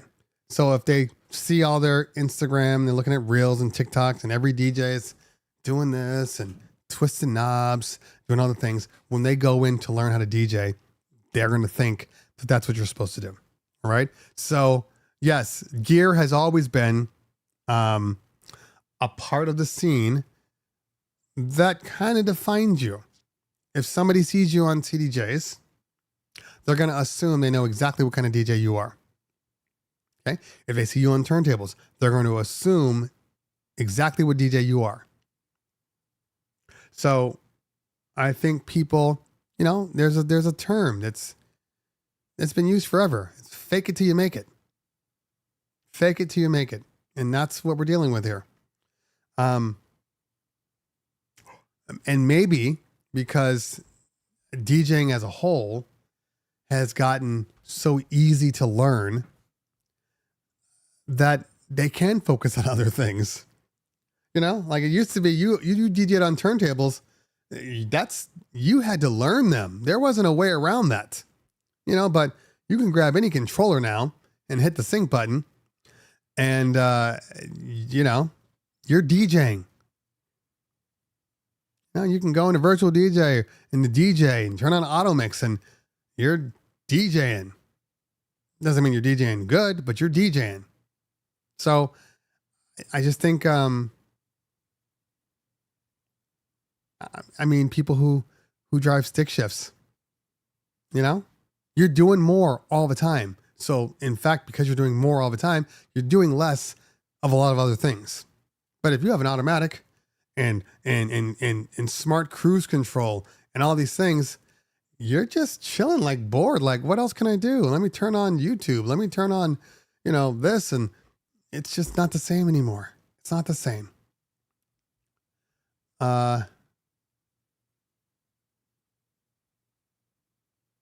Yeah, I get it. Because that's what they see. That's what they see.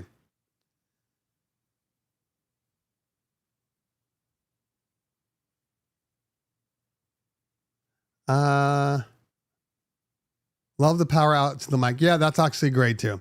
True. Very true. All right. Considering the last Beat Topper lights you reviewed, I got Performers. Not sure if you've seen my IG. No, I'll check it out.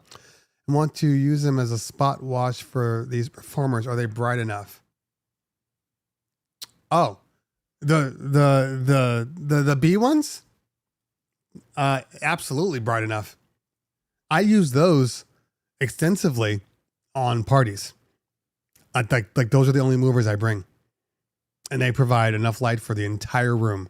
So yes, and you're gonna have to go into your DMX and you're gonna have to adjust, which I find is somewhere around like the upper channels, like it's like in the program mode, and then you can literally change it to where you just have a nice wash. And I wish I would have put a wash on my own party, but I didn't.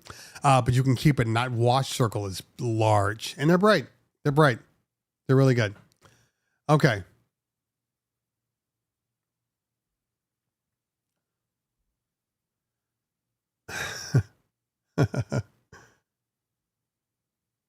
Nothing wrong with that, Victor. Yeah, you could absolutely use them, Pablo. I do say that. All right. Went on to turntables from old CDJs. That's funny. That is funny. All right. Turntables were the only option, no matter what type of music you played. Yeah. I mean, look, in general, you're going to use whatever you want to use, and I don't have a problem with it. I've never had a problem with anything you use. I prefer turntables because that's what I grew up on. But I have absolutely loved using controllers on all of my events. Moving platter controllers. They have literally done everything I've needed them to do. It keeps the fun on the party for me, because the DJs need to have fun too. And also you can flex a little bit, like when a person comes up to you, I'm not trying to, this is going to come off bad. I'm not saying you can't scratch on CDJs, because I know you can. And there's tons of people that are amazing at it, right? But there's something to be said about a moving platter and you manipulating it. There's something to be said about that. It's still to this day shocks people when they see it done live. With a CDJ, the platter's just off. So they're like, well, what are you really doing? Is that the program? Are you really affecting that? It's just different. It's just different. I will actually be using this tomorrow. I'll be using it all weekend, actually, because I'm not using my furniture. Because every one of them, my Saturday party has a custom booth, and my Friday party has a custom booth. Okay. All right. 2 more minutes.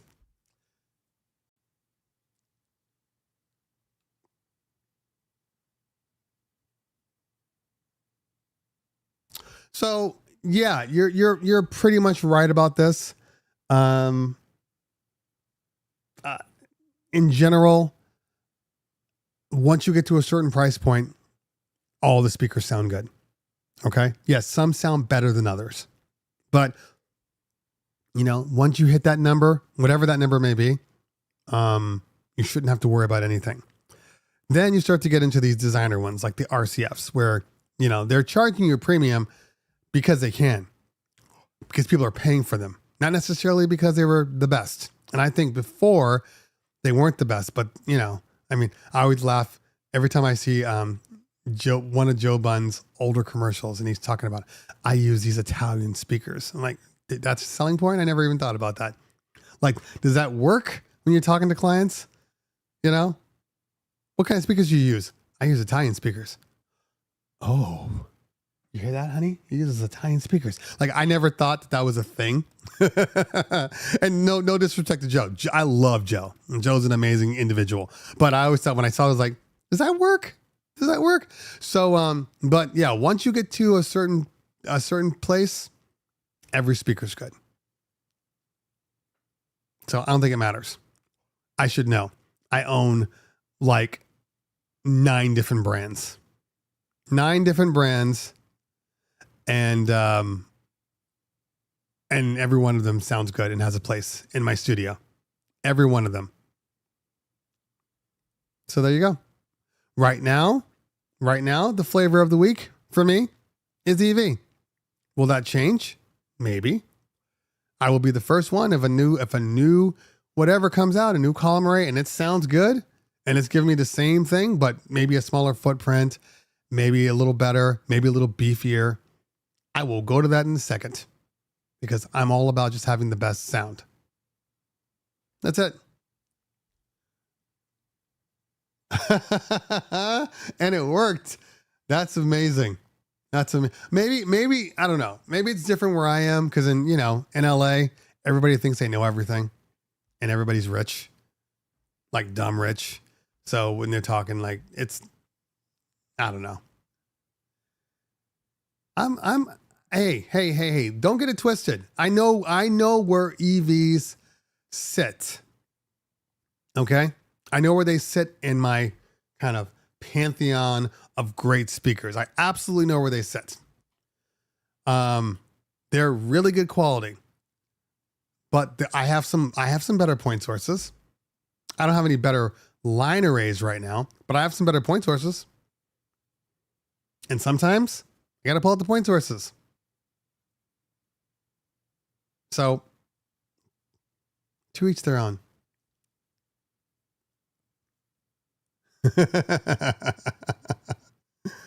A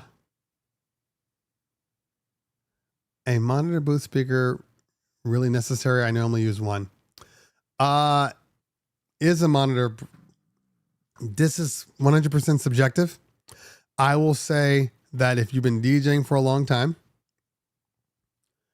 and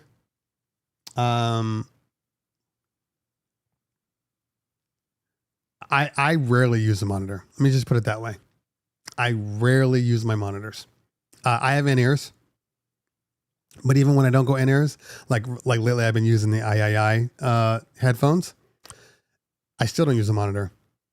And all I do is just put both headphones on and I can DJ because that's what look, at this point in time, okay? At this point in time, I'm going to tell you something that you guys all should have done. A lot of you did not, but some of you did. This is what I will say. During the pandemic, when you were all supposed to be DJing, and I mean all of you, when you were all supposed to be DJing, you're DJing in your homes, sometimes late at night. Jay Book in the building. What's going on, fam? Good to see you, man. Make sure you guys follow Jay Book. That's my guy. When you were DJing at home, you got kids in the next room. You got your wife in the next room. You can't be playing that music loud. So what'd you do? You DJ'd in ear. You DJ with just your cups on. You should have gotten better. I'm just saying, you should have gotten better. You shouldn't even need to have a monitor. In all honesty, I'm truly convinced that most people have hearing issues because of the monitor. It's not because of the main speakers, because you're typically behind them. It's the monitors. You're playing them too loud. I rock in-ears. My hearing is fantastic. Or I rock cups. And even if I didn't, let's say I did the whole one ear, on, one ear off. once you get to be a seasoned DJ, you understand reflections. You understand timing. Your ears will get used to the delay. And then you adjust.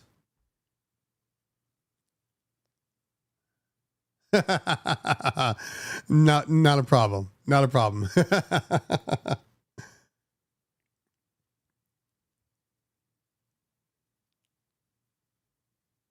Yeah, you were better than us. We did 0 events. 0. I look back sometimes and I don't, it's amazing. I look back like that was a crazy couple of years. Anyway, you guys are fortunate. All you Republican states. Not to say that even if our state was like, well, screw it, I still don't know if I would have been able to do it. I don't know. Anyway, me as a, not immunocompromised, but I have asthma and all the other things. I could, and when they say, oh, it's going right to your lungs, I'm like, maybe I should avoid that. Anyway, I did get sick at the wedding in Texas that I did. The bride and groom had COVID and didn't tell anybody until literally it was like right after the wedding.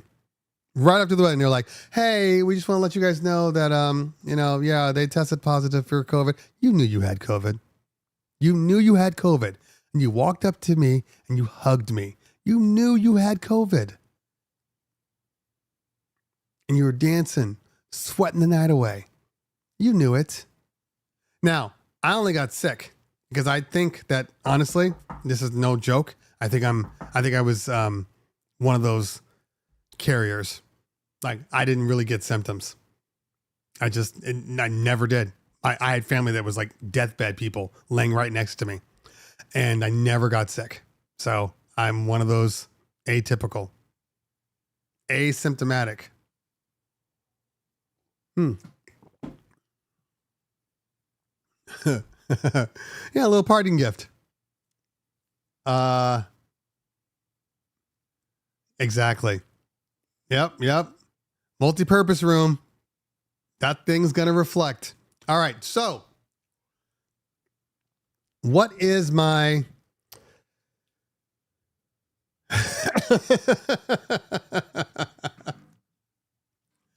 that's funny.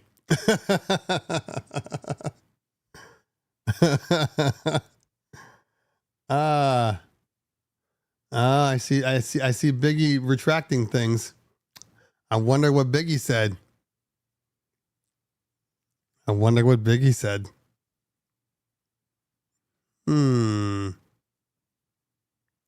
I had COVID and we had to cancel our Christmas party, not my Christmas party, a friend of ours.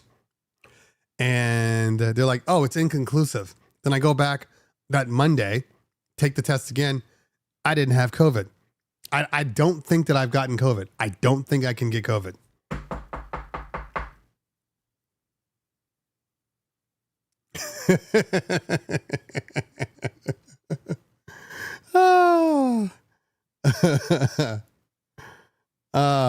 Anyway, so all right.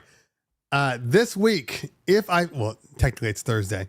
Or we could be as good as Mel Star with no headphones. That man, I hate him so much. I got video.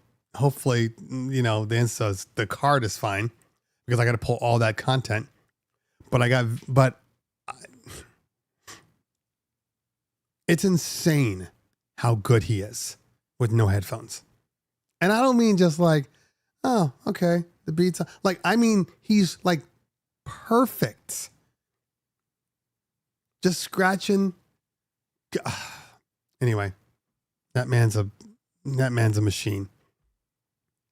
And when you see, Melstar, Scratch Bastard, ugh. Anyway, I could speak about him all day. All right. But I do have to go because I have a 1:15 call, and I'll practice. Yeah, that's it. You know, when you spend your time DJing all day and every day, you're going to get better at it. But, and remember also, he's more of a routine guy. So like once you get your routine down, or your routines, he's probably got 5,000 routines just shoved into his memory banks. It just looks effortless because obviously there's tons of times when I can DJ without headphones. Like I know where my cue points are. I know how the song starts. I know where it should be tempo wise. Like I know all those things because I've done it enough. But yeah. All right. So, what am I working on? I think I'm ready for the DJ review. I have to review the Rode NT speakers, NT headphones. There's one more. That's not till the end of the month. That's not till that. So, yeah, I need to do the Rode NT headphones, DJ. There was something else I need to review. There was something else. It won't be a Real Loop 7. I know that much. Yeah, I mean the DJ review from 2024. It's not my fault they keep updating it and making it better. Okay, I'll check it out. If I always miss it because it falls right in line. It falls right in line with just like my day. So every time I'm like, oh yeah, it's because it's on like I think it's like 5 o'clock here, 5 or 5:30. That's like the worst time for me to have any type of show. But anyway, I'll try to check it out. So yeah, check out Kylie. Okay. But that DJ one is coming out. I'm telling you, if DJ can come out with a crate search,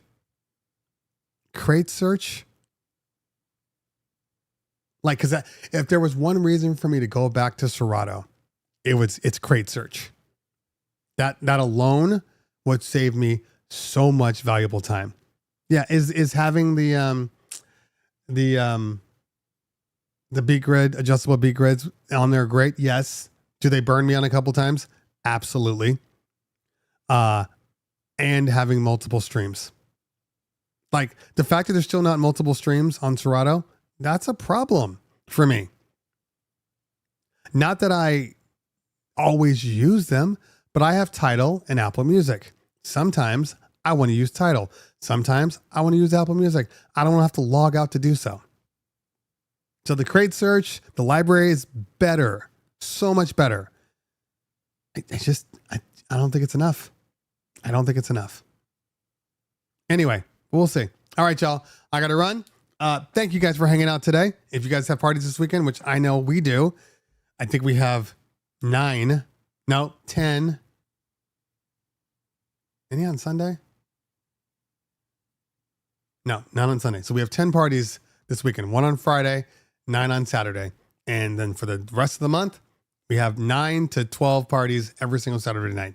So it's going to be really, really busy for me. And I got to figure out how to fix my Pocket 3. I think I'm going to have to send it to DJI. Hopefully they have something local that I can do. Anyway, we'll see. All right, y'all. Have great parties this weekend. And I will see you guys next week or earlier. Peace out, y'all. Peace out.